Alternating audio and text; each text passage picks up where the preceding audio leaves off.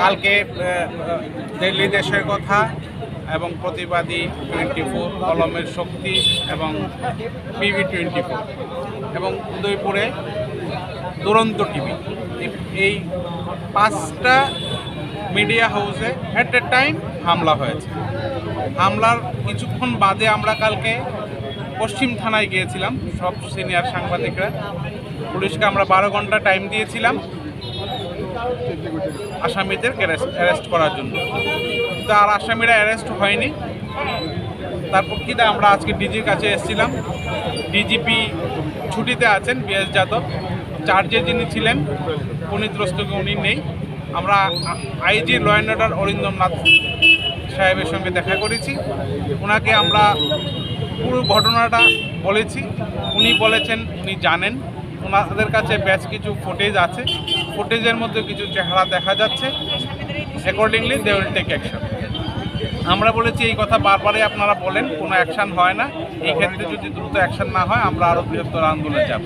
উনি আমাদেরকে অ্যাসিওর করেছেন যে PV24-এর যে অ্যাটাক হয়েছে প্রতিবাদী কলম পত্রিকায়, ওটার জন্য ক্রাইম ব্রাঞ্চ দ্রুত তদন্ত করবে, যেহেতু পুলিশের ইনভলভমেন্ট নিয়ে এখানে প্রশ্ন উঠেছে। কালকে আমরা রমেশ যাদব যে SDP সদর, ওনাকে এই কথা বলেছিলাম যে পুলিশের সামনে ঘটনাটা হয়েছে।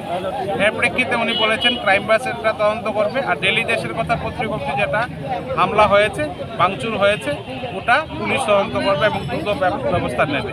উনি এই কথাও বলেছেন যে এইবার পুলিশ একটা ব্যতিক্রমী উদ্যোগ নেবেন, যাতে ফার্দার কোনো পত্রিকা অফিসে, মিডিয়া হাউসে এই ধরনের ঘটনা না ঘটে। আমরা অপেক্ষায় থাকব, পুলিশ দ্রুত ব্যবস্থা নেবেন আমরা আশা রাখছি। দেখা যাক কী হয়, আদারওয়াইজ আমরা আরও বৃহত্তর আন্দোলন যেতে বাধ্য হব। 12 ঘন্টা সময় দেওয়ার পরেও ওরা কিছু করছে না, তারপরে আপনাদের পদক্ষেপ কী হবে?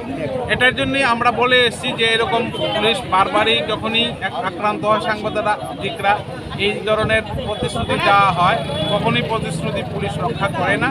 যদি এই যাত্রায়ও কিছু না হয় তাহলে কিন্তু এর পরিণতি ভালো হবে না। আমরা একদম খোল্লাই এই কথাটা বলেছি। উনি অরিন্দম নাথ, উনি লোকাল অফিসার, IPS অফিসার। উনি আন্তরিকতার সঙ্গে আমাদের সমস্ত কথা ধৈর্য ধরে শুনেছেন এবং আশ্বস্ত করেছেন এই যাত্রায় উনি একটা ব্যতিক্রমী ব্যবস্থা গ্রহণ করবেন।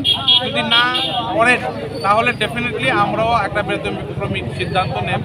এক জায়গায় বসে সমস্ত সাংবাদিকরা, আপনারা দেখতে পাচ্ছেন এই প্রথমবার এত বড় একটা ইউনিটি সাংবাদিকদের মধ্যে এসছে। অ্যাসেম্বলি অফ জার্নালিস্টের উদ্যোগে সমস্ত সাংবাদিক সংগঠনগুলি এখানে জয়েন করেছে। আমরা আশা রাখবো ভবিষ্যতে আর কোনো মিডিয়া হাউসের উপর এই ধরনের হামলা হবে না। যদি হামলা হয় এটার জন্য পুলিশ প্রশাসন দায়ী থাকবে। উনি বলেছেন যে সেন্সিটিভ যে সমস্ত প্রতিষ্ঠানগুলি আছে, যেখানে হামলা হতে পারে, সেই সমস্ত জায়গায় একটা পর্যাপ্ত নিরাপত্তা ব্যবস্থা উনি গ্রহণ করবেন। Thank you.